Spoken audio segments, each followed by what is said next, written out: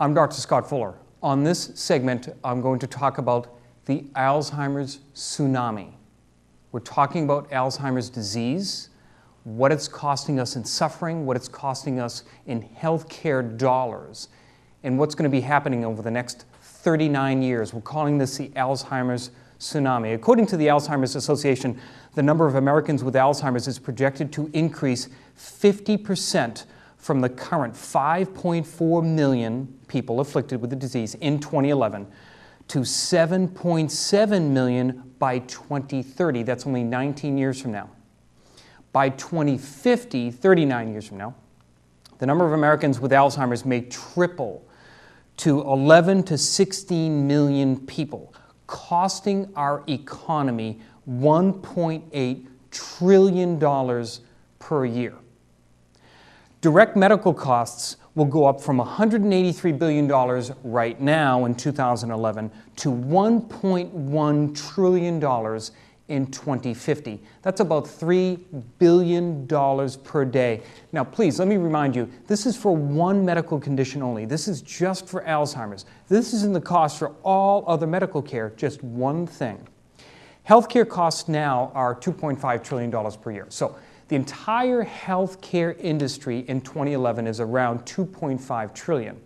I just told you by 2050, Alzheimer's is going to cost us $1.1 trillion in medical costs. This is simply going to bankrupt the healthcare system and probably tank the country as a whole. What are we going to do about it? We cannot wait for research to find a cure. There's not going to be a pill that's going to fix the people that are suffering now, and it's going to prevent people from getting it in the future. There is only one thing that we need to do right now, starting in 2011, July of 2011, starting right now, is preventing Alzheimer's. And the good news is we know how to do it. The key to Alzheimer's disease is prevention, not finding a cure, as I'm telling you. And we can also slow the progression of people already afflicted with Alzheimer's. The same way that you're going to prevent Alzheimer's is the same way that you're going to slow the progression for people already suffering. What I suggest is anyone that has Alzheimer's or anyone that has a family member with it, or if you are interested yourself in making your brain better and preventing it, is to get a book called The Better Brain Book by Dr. David Perlmutter. It's called The Better Brain Book. You'll find it online, easy to find, 2004 book. In there, he quotes several things. He's going to tell you, in many cases, this devastating disease can be prevented via diet, exercise, less stress, regular rest, leisure activities, and certain supplements, including antioxidant supplements. It is sad, says Dr. Perlmutter, that this information has not been widely told to the public. We can dramatically slow the progression of Alzheimer's with a very aggressive antioxidant, anti-inflammatory supplement protocol, which I'm going to mention in just a minute. Okay. One study that I also came across was a nun study, so a bunch of nuns were looked at that had Alzheimer's plaques in their brain, but they didn't have any symptoms. And here's why. They seemed to have a happier and more positive outlooks on life in general, this population of nuns that had Alzheimer's plaques but no symptoms. They were better linguists, and they had better dietary and exercise habits. Dr. Oz talks about this study. He says, what this shows is that we can change our brains, he said, Dr. Oz.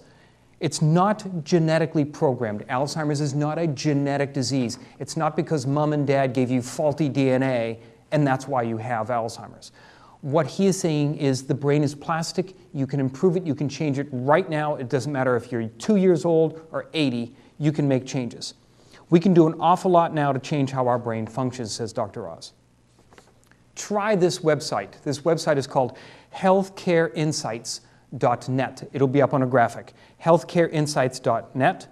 It's from Nancy Lombardo. She's a nutritionist in the Boston, Massachusetts area.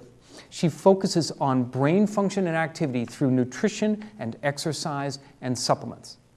Her most important recent effort is the development of something she's calling the memory preservation nutrition. It's a program for the dual purposes of helping people reduce their risk of Alzheimer's and to slow the progression, exactly what we're talking about now.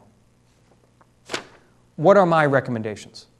My recommendations are as follows. To prevent Alzheimer's now, these are my recommendations. Eat a clean diet. What do we mean by that? I've talked about this for 23 years. A clean diet is a whole lot of vegetables. That should be your main focus. The game that you should play every day with yourself and your family is, how can I get as many vegetables into my body at every meal and every day? That should be the main bulk of your intake of vegetables. There's no expert out there that will disagree with that. Vegetables is the key. Eat some fruit, but not a lot. Some fruit. Lean meat. Now, your meat selections should be organic chicken, organic turkey, and some fish. Salmon, mackerel, herring, sardines, and anchovies. Those are the best fish. Nuts and beans should finish it off. No processed food, no soda, no sport drinks. Drink only water. No diet soda, no diet sport drinks, no diet anything. That's your dietary protocol. A couple of research articles. The association of vegetable and fruit consumption with age-related cognitive decline out of the journal Neurology in 2006. They state high vegetable intake is associated with a slower rate of cognitive decline, 35% or better for those who ate the most vegetables. Another research article, central obesity and increased risk of dementia more than 3 decades later. Journal Neurology again in 2008, pretty recent stuff. Central obesity, so that the gut obesity in midlife increases the risk of dementia considerably. And keep in mind that somewhere upwards of now 50% of adults have obesity. So the more obese you are, not only do you get the heart disease and type 2 diabetes, now you have a significant increase in risk of getting Alzheimer's. Well, the same way that you cut down on obesity is the same way that you prevent Alzheimer's and heart disease and type 2 diabetes and cancer, which is eating a clean diet. Next, exercise. You try to exercise every day, reasonably. If you are new to exercise, get consultation. Start with your doctor, get clearance to exercise. Work with a trusted personal trainer. Work with a group. Get some things that you can do if you live in a temperate environment and you can't go out in the winter.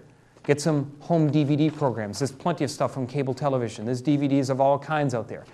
Don't do what a lot of people, and now I'm a chiropractor, so I see too many people working out too hard all at once, and they're running into big trouble as well. They end up hurting themselves. Don't do that. But you want to exercise every day. Physical exercise drives nerve endings and nerve pathways, which keeps the brain alive and keeps the brain working. Study. Exercise is associated with reduced risk for incident dementia among persons 65 years of age and older, out of the journal Annals of Internal Medicine in 2006. More exercise, better brain.